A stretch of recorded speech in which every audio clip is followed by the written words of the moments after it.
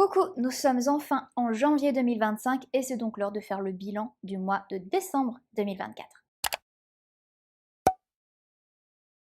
Dans cette vidéo bilan, on va parler majoritairement des statistiques de lecture, mais aussi de mes tops, de mes flops. On va voir la palle, est-ce que j'ai lu ma palle de décembre, quelle sera ma palle pour le mois de janvier et combien de livres j'ai dans ma pile à lire actuellement après la fin du mois de décembre. Est-ce qu'elle a augmenté, est-ce qu'elle a baissé? On va voir ça ensemble. Donc, eh bien, c'est parti pour cette vidéo. Alors, au niveau des statistiques, je vais vous afficher à l'écran tous les livres que j'ai lus au mois de décembre 2024. J'ai lu au total 12 livres et 4748 pages exactement. Ça fait donc un total de 153 pages par jour. Au niveau des notes, par rapport à novembre, on a bien augmenté, mais novembre était particulièrement mauvais, avec une moyenne de 3,95, donc c'est vraiment une excellente moyenne. C'est un très très bon mois de lecture. En ce qui concerne les langues en pourcentage, eh bien le schéma se reproduit. J'ai lu 83% des livres en anglais et 17% des livres en français. Au niveau des genres, on est encore sur des genres assez différents ce mois-ci. J'ai lu 2 romances contemporaines de Noël et si vous avez vu mon vlog, eh bien c'était pas fantastique. 4 romans fantasy, 2 romantasy, une fiction historique, un roman d'horreur et enfin 2 thrillers. Allez, on va passer à mes tops. Le premier livre où j'ai donné 5 étoiles, eh bien il s'agit d'une fenêtre sur les ténèbres de Rachel Gillig.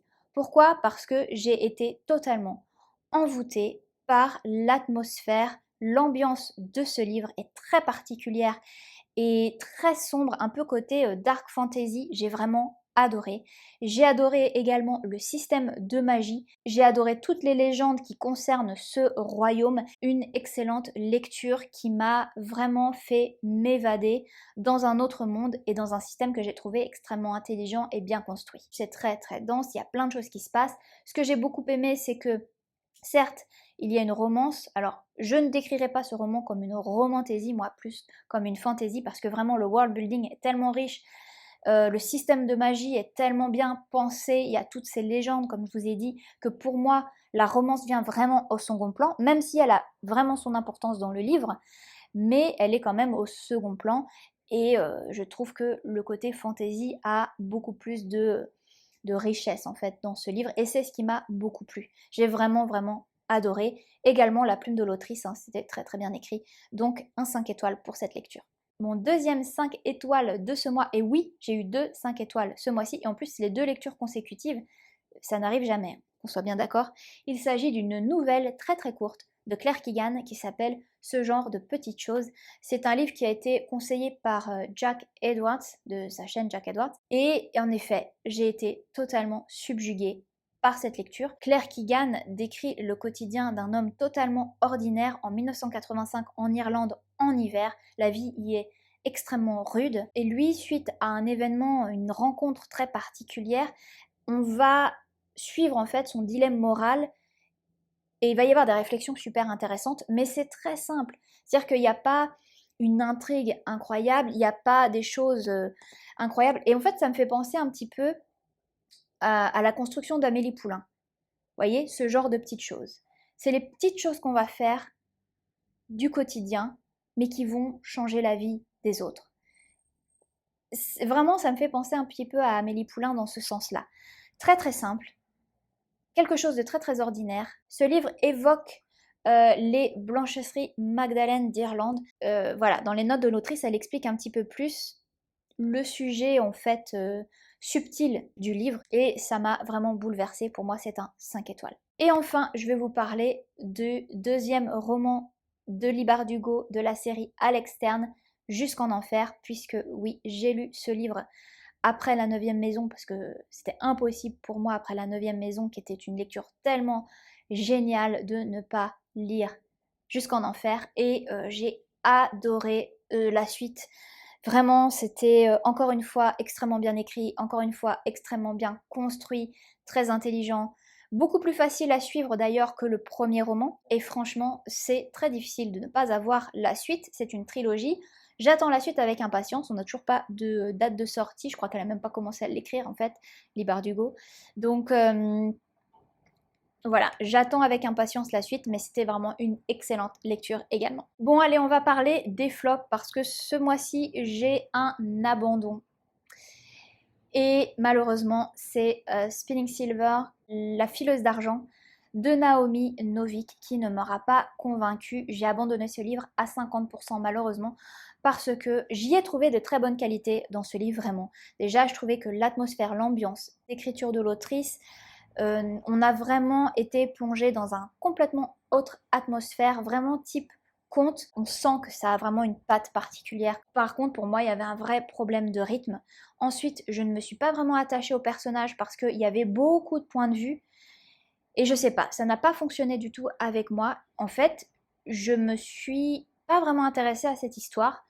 Alors je saurais pas vous dire pourquoi, écoutez, des fois c'est comme ça, hein. Je crois que vraiment c'est le rythme et les différents points de vue et quelques répétitions, et du coup je suis pas rentrée dans cette histoire malheureusement. Je me suis ennuyée, franchement à 50%, je me suis dit, je suis pas assez accrochée dans la lecture, je n'ai pas assez d'intérêt pour cette histoire pour la poursuivre, et donc je l'ai abandonnée. Vraiment pour moi c'est pas un mauvais livre, c'est juste qu'il n'était pas fait pour moi. Ensuite je vais vous parler de The Wedding Witch, malheureusement. Euh, pour moi c'est un 2,50, j'ai vraiment pas apprécié ce livre, je trouvais qu'il y avait de gros problèmes dans ce livre, je trouvais qu'il était, écoutez, assez mauvais en fait, hein, parce que, bon, écoutez, c'est une romance de Noël, voilà, il fallait pas chercher très très loin, d'accord, mais par rapport à l'intrigue, par rapport à l'ambiance qu'on aurait recherché dans une romance de Noël, pour moi ça ne l'a pas fait, ça n'a pas été assez présent. Ensuite, il y avait vraiment des scènes beaucoup trop gênantes à mon sens. Je vous ai fait un vlog là-dessus où je vous lis quelques scènes qui étaient vraiment très très mauvaises pour moi. J'ai pas du tout apprécié ce genre d'humour ou ce genre de truc. Je trouvais ça trop gênant, embarrassant, pas du tout agréable à lire. Et en plus, il n'y a pas de fin. C'est-à-dire que c'est fini par magie. Il n'y a rien d'expliqué, c'est pas cohérent, donc ça ne m'a vraiment pas plu. Et ensuite, The Christmas Tree Farm. J'ai mis 3,50 à The Christmas Tree Farm, et maintenant quand je revois comme ça, j'aurais dû mettre moins, parce que quand je mets 3,75, pour moi c'est une bonne lecture, et franchement, The Christmas Tree Farm, c'était chouette, c'était mignon, mais ça mérite certainement pas 3,50 en fait. Je sais pas pourquoi j'ai mis cette note là, ça restait quand même assez cliché, et il y avait rien d'exceptionnel là-dedans. Bon, je sais pas pourquoi j'ai mis mes 3,50 sur le coup, mais écoutez. Au niveau des challenges, eh bien je suis toujours sur le Cold Winter Challenge. Par rapport à ma palle de décembre, vous allez voir, j'ai lu tout ce que j'avais prévu de lire. Donc La fileuse d'argent, The Wedding Witch, The Christmas Tree Farm, Boys in a Valley de Philippe Fracassi, qui est donc un roman d'horreur, Le Pont des Tempêtes et La fenêtre sur les ténèbres de Rachel Gilly, qui est donc mon 5 étoiles. Alors pour ma palle de janvier, je me suis prévu 6 lectures, et puis pour le reste, je vais faire au feeling. Je vais beaucoup lire des livres qui étaient dans ma palle du Cold Winter Challenge, que vous pouvez retrouver aussi dans les liens de cette vidéo. Mais j'ai aussi envie de lire La vie invisible de Adi Larue de V.I. Schwab. Ensuite, L'ours et le rossignol de Catherine Arden, Throne of the Fallen de Kerry Maniscalco, Un destin ancré dans le sang de Daniel L. Jensen, qui est donc une lecture commune du Cold Winter Challenge, Starter Villain de John Scalzi, et enfin The Forest Where the Phoenix Sleeps de Brooke Marley Jones. Tous ces livres-là étaient dans ma palle du Cold Winter Challenge, et j'ai envie d'avancer sur le Cold Winter Challenge en ce mois de janvier. Et enfin, on va voir le nombre de livres dans ma palle. Eh bien, en fin novembre, ma palle était de 35 livres en attente d'être lus, et en fin décembre, 32 livres. Donc j'ai réussi à baisser de 3 livres. J'en ai quand même acheté d'autres, c'est pour ça que ça n'a pas tant baissé que ça, mais je suis plutôt contente parce que je prévois de faire beaucoup d'achats en février quand je rentre en France et que je vais pouvoir aller dans les librairies m'acheter plein de livres. Donc c'est très bien qu'elle soit un petit peu plus basse. Alors voilà pour ce bilan. Je vais aussi faire le bilan de l'année 2024 dans une autre vidéo. Donc je vous retrouve très bientôt. Ciao!